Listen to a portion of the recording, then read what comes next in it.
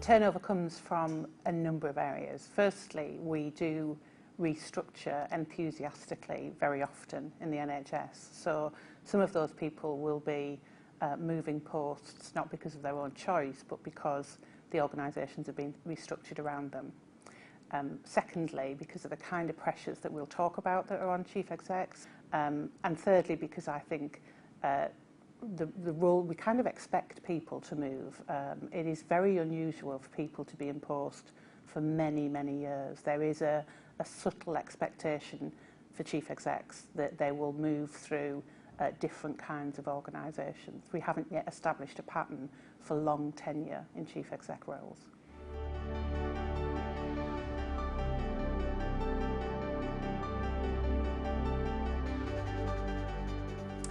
What we have in the NHS is an opportunity at the moment to make some really significant changes to the design of our services and make sure that they are fit for new generations and a whole new set of challenges. It's incredibly difficult for organisations to address those challenges in a really short period of time. We need chief execs who know their organisations, know their communities really well, have established really good relationships with their partner organisations, so work well with local authority chief execs, for instance. And all of those things are things that you do better over time. The more established you are in the role, the more that you've spent time with people around you, the better likelihood you have of having a really good grip of the challenges that your local community face, and therefore what you need to do as a hospital organisation or any other NHS organisation to address those problems. Moving very quickly through those organisations makes long-term, sustainable, creative change incredibly difficult. What you get is medical and clinical staff who are weary of changes of direction and focus by an ever increasing turnover of their senior leadership communities, and the same for other people in the system. So local authority chief execs or others that you have to partner with, if they're having to establish a new relationship every 2 or 3 years, that creates real problems for them.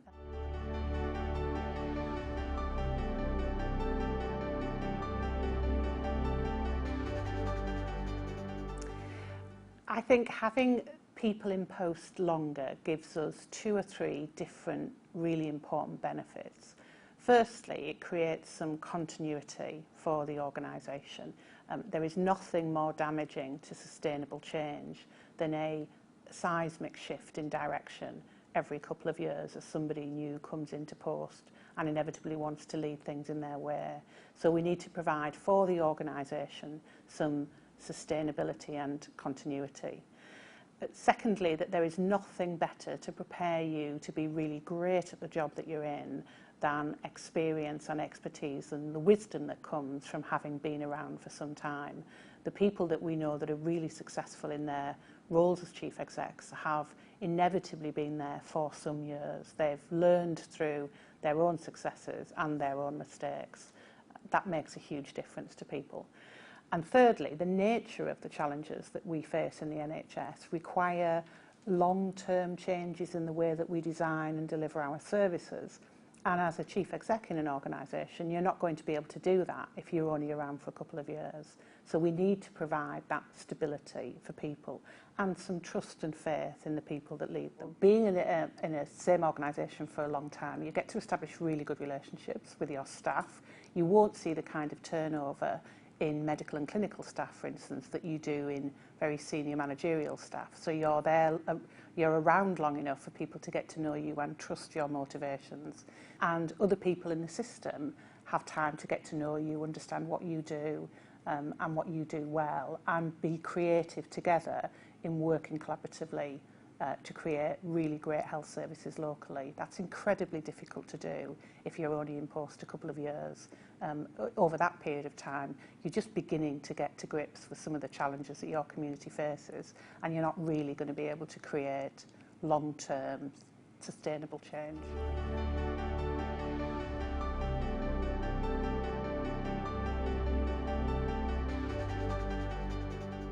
I think we have to date in the NHS often expected to people to move into chief exec roles with almost no training and support at all. That's just not acceptable in the world that we now live in. So supporting you in post starts first with making sure you've got the right skills and knowledge to do the job in the first place. At the Leadership Academy, our focus is on making sure that people have both the skills, the right behaviours, the knowledge and the networks they need to be successful in post. First of all, making sure we've supported you to be a successful chief exec before you're appointed. Secondly, partly through the kind of programmes that we provide, but also through the networks that we have, you as a chief exec in a new post will have access to a broad range of people who have had some of the similar experiences to you. Given the new changes in the system from the Health and Social Care Act, the chief exec job is actually lonelier now than it's ever been. There did used to be regional meetings, there would be opportunities for you as a group of chief execs to get together. Those don't exist in the same way now as they did. So providing you with support, contacts and networks is really, really important. Thirdly, we need to make sure that once you're in post, you're provided with additional support. I think coaching and mentoring in the early stages of your role are really important, giving you an opportunity to talk about both the great ideas that you have, but also your own nervousness and express some vulnerability is really important. The pressure on newly appointed chief execs is for them to feel extremely competent very, very quickly, and that's not always the reality. So you need somewhere to express that.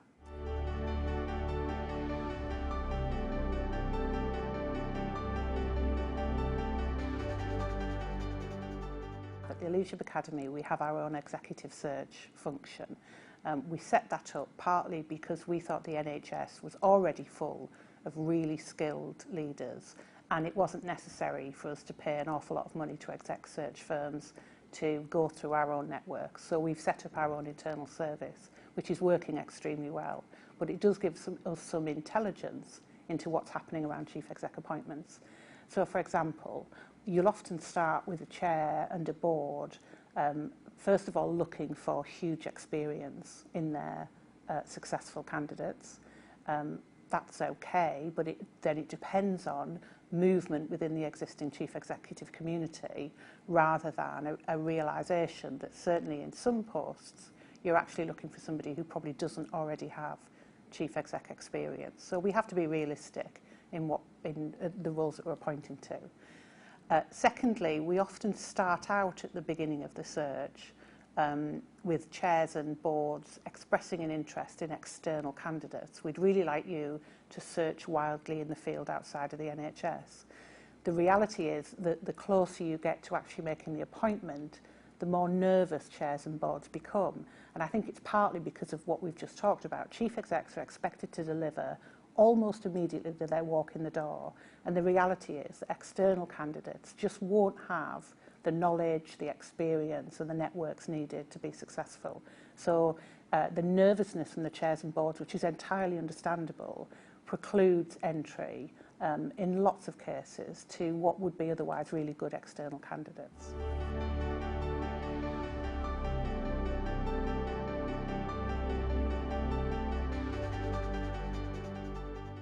First of all, of course, we have to make these jobs incredibly attractive. We aren't at the moment crushed in the rush of people who want to become a chief executive when the failures are so public and so brutal. So we need to create an environment where these jobs are seen to be much more attractive. Secondly, we need to help chairs and non-executives who are making these appointments to hold a bit of courage in terms of who they're looking for. And I think that comes in two different ways. First of all, we can't always appoint experienced chief executives by the very nature of the role, unless all we have is internal movement from existing chief executive staff. We need to add to that pool, and we add to that pool by appointing people who are coming from different posts in the NHS. So not every organisation can require their newly appointed chief exec to already have 5 years chief exec experience. It perpetuates the churn that we currently have. And thirdly, we want to help them be a bit more courageous about external candidates. We often start the conversations with chairs and boards saying they're really interested in us looking much further afield and for people who don't already have NHS experience. But the closer we get to the appointment position, the more nervousness we see in our chairs and boards. And partly for the reasons that we've talked about. If we require a chief exec to be incredibly successful incredibly quickly, it's really hard to expect that from somebody who doesn't yet understand the system.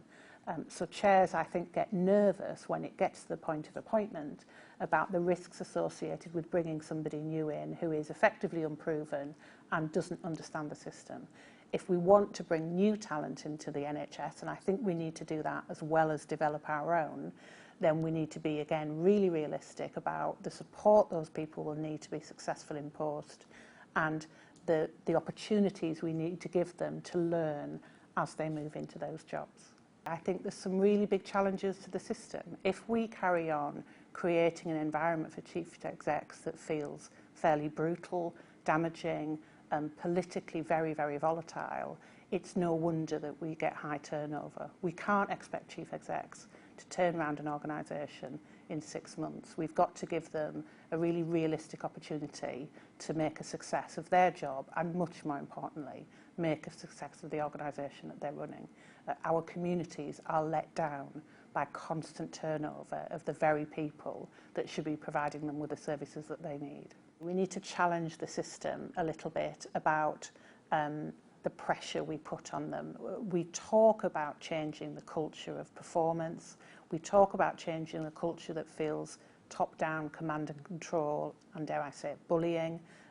There is a lot of talk about that. That isn't the experience for a lot of chief executives in the system. And we have chief executives who are brilliantly successful at what they do and fabulously inspirational leaders. We need to hold them up as the example of the leader that we aspire to be, rather than constantly holding up those people who we feel have failed us in some way. We need to have some courage to support people who themselves are demonstrating real courage in taking on such a challenging job. The other side of it is to celebrate success. Of all the difficulties that chief execs encounter, these are still amazing jobs. You get to lead an organisation that changes the health of millions of people. It's an incredibly, incredibly meaningful and important job.